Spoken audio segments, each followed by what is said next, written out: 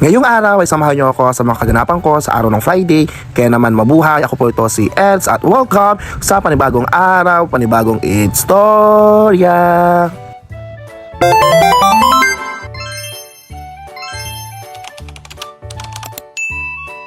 Andito kami ngayon sa St. Joseph Seminary sa Barangay Mapagong, Pagbilao, Quezon upang isagawa ang nakatakdang Great Hope Recollection 2026.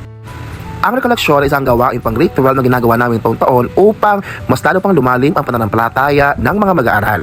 Ito ay sa pangunguna ng aming recollection coordinator na si Ma'am RJ. Napakaganda ng kanyang outfit, kaya naman shout out sa'yo, Beshi! Sa mga oras na ito ay dito kami ngayon sa kantin para kumain. Nagsimula pala ang aming recollection sa ganang alas 8 ng umaga at natapos ito sa alas 4 ng hapon. Ang St. Joseph Seminary ay bukas para sa gusto magmisa tuwing araw ng linggo sa alas 8 ng umaga.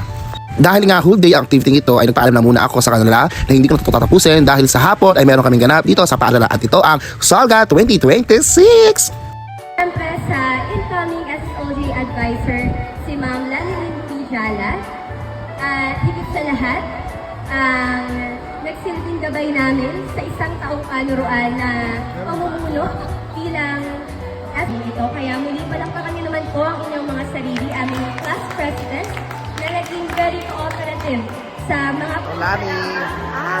pinagawakan para sa Talipelios. Iyan ang nagsilbing tagline namin na itinataktak ko.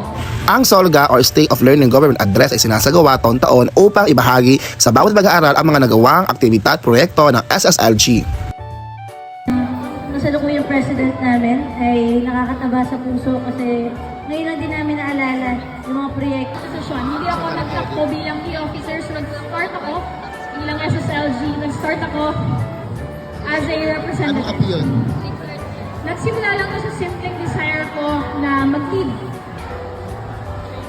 Ano nakakirito po sa mga class president po dito? Hello? Hi! Hello!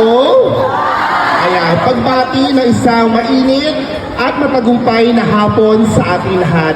Parinig naman ako ng inyong isang malakas na palakpak. Ngayong Isang araw, ang story na naman ang natapos. Kaya naman maraming salamat mga kaamat sa inyong suporta. Don't forget to like, share, subscribe. Muli ako ito si Eds, ang inyong kaamat na lagi may top up. Ganun. Bye-bye!